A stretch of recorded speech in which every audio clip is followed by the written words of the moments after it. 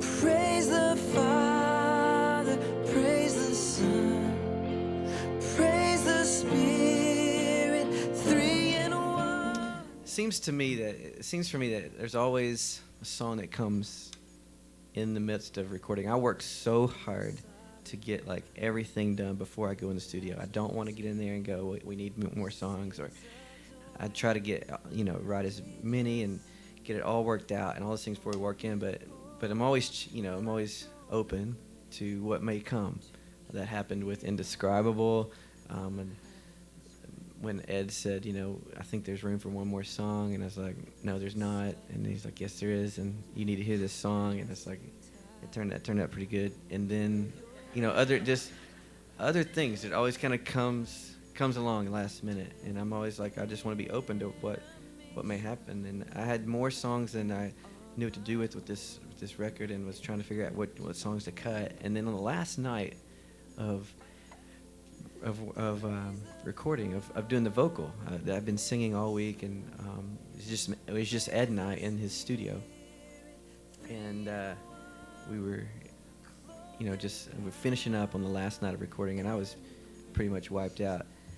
And Ed's like, oh man, I got this melody I'd love for you to hear. And I've just been playing this on the guitar, and I just in my little home church and just kind of ministering to people. And he started playing this on the guitar with no lyrics at first, just playing the melody. And I was just like, wow.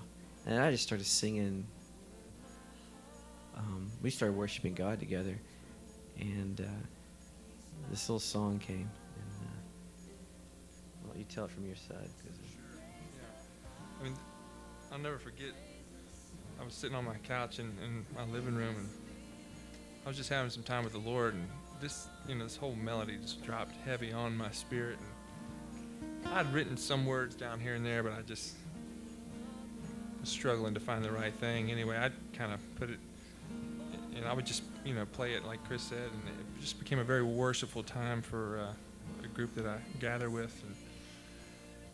And I really had no intention of. I mean, we were done with the record, and I was just sharing just some music. We always, anytime we come across something we love, we're passing it on to each other, and so I just played it for him. And I know that Chris is anointed to do what he does, but I saw God come on him that night in a way that I'd never personally seen in all the times that we'd had together. I mean, I literally I saw God's presence just sit on him, and he said, you know what I hear in that chorus? And he just blurted it out, and I saw what I imagine has happened on so many of these wonderful songs that have touched the church. I just saw God give him a lyric, to praise him back. And anyway, I really believe God's going to use this song to touch the church, and it's just been a special thing. So this is it's called "Praise the Father, Praise the Son," and it's and I've always wanted to write songs that give voice to people to worship God. That's my heart. It's like at the end of the day, they can,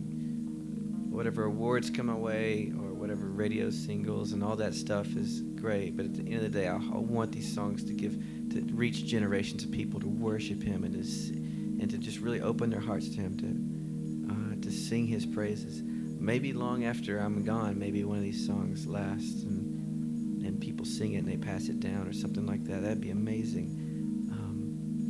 This is one of those songs to me, I feel, that on the record that's most for the church.